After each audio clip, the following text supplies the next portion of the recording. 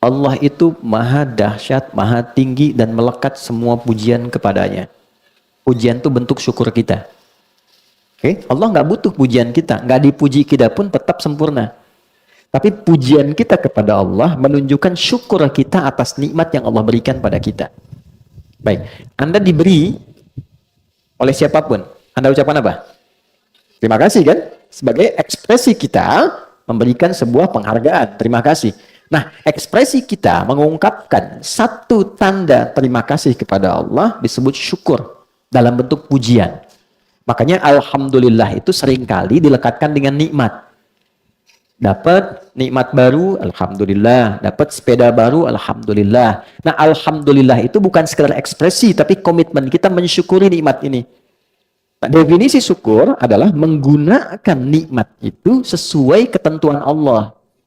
Oke, saya ambil contoh, misal, ya, maaf. Ini saya dapat pakaian baru, alhamdulillah. Maka gunakan pakaian ini seperti Allah inginkan. Tutupi aurat, oke? Gunakan ke tempat yang baik, jangan dipakai maksiat. Jadi salah kalau Anda beli pakaian, ucapkan alhamdulillah, tapi aurat terbuka. Itu bukan bentuk syukur. Jelas? Baik. Kendaraan tuh dipakai apa aja? Alhamdulillah dapat mobil baru. Saya tanya, pernah dipakai ke masjid gak? Nanti hisabnya gimana? Kalau Allah tanya gini, engkau dapat mobil dari mana? Kemana engkau gunakan? Anda bisa jawab, ya Allah, seperti engkau tahu saya dapatkan dari yang halal. Kemana engkau gunakan? Kayaknya malu kalau pertama kali dipakai ke tempat-tempat misalnya untuk liburan dan sebagainya. Nggak salah. Tapi dibanding orang yang bilang, saya cuma pakai sepeda, ya Allah, tapi saya gunakan pertama untuk ke masjid. Oke? Nah, maka biasanya dalam fikih doa, orang yang mensyukuri nikmat itu, sebelum dia berdoa, doanya dikabulkan 2 kali lebih cepat dibandingkan dengan orang hanya meminta tanpa diawali dengan syukur. Itulah sebabnya dari Hajar Aswad ke makam Ibrahim kita sertakan syukur di dalamnya. Subhanallah walhamdulillah wala ilaha illallah Allah akbar. Itu kan ada rahasianya. Kenapa ada berhenti di makam Ibrahim?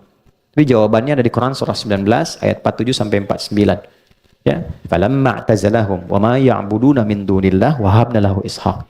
Ketika Anda benar subhanallahnya, alhamdulillahnya, Allahu akbarnya, apapun yang Anda minta, sekalipun kata orang mustahil, tapi Anda membutuhkannya, Allah berikan.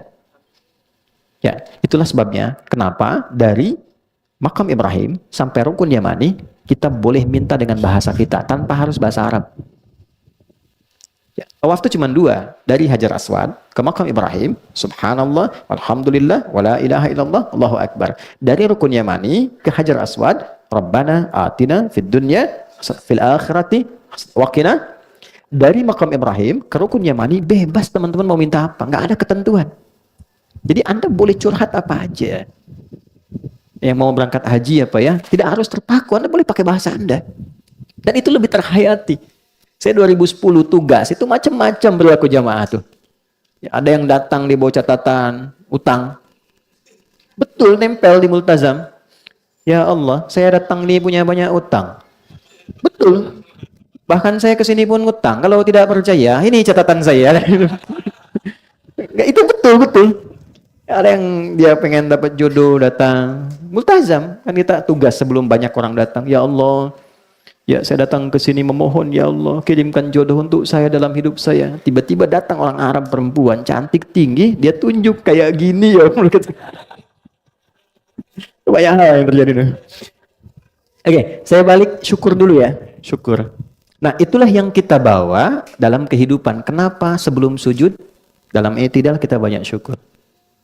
Karena sujud itu puncak doa. Dan keadaan paling dekat sama Allah. Ya, di ayat terakhir surat Al-Alaq surah 96 wasjud waqtarib. Karena itu ayatnya itu ayat sajadah. Dan kita sujud kan? Karena itu puncaknya. Saat sujud itu paling enak kita minta. Gak ada keadaan paling indah dan terdekat antara kita dengan Allah itu saat sujud. Makanya komen Nabi dalam keadaan sujud itu satu. Ya, indama aqrabul 'abdi min rabbih wa huwa sajidun fa'aktsiru du'a. Atau kama qala, gak ada keadaan paling indah yang terdekat rasa kita dengan Allah kecuali saat sujud. Bila Anda benar sujudnya, rasa nikmatnya, perbanyak doa saat itu. Itulah sebabnya kenapa dimulai dengan tidak. Oke, paham sampai sini ya? Nah, karena itu saat tidak jangan buru-buru, kondisikan dulu diri kita. Tenangkan, nyamankan, syukuri dulu nikmatnya. Terus kalau menyebut begini ya, Sami'allahu liman hamidah Rabbana walakal hamd. Anda teruskan, mil as-samawati wa mil al-ardi. Rasakan nikmat apa yang telah Allah beri pada kita untuk kita syukuri. Itu dulu. Terima kasih ya Allah, nikmat ayah, nikmat ibu, nikmat anak, nikmat kehidupan, ketenangan. Wa mil al-ardi min syai'in ba'du. Dan kalaupun belum saya bisa syukuri, bantu saya ya Allah untuk mensyukuri semua nikmat yang Kau anugerahkan pada saya. Setelah tenang, baru turun.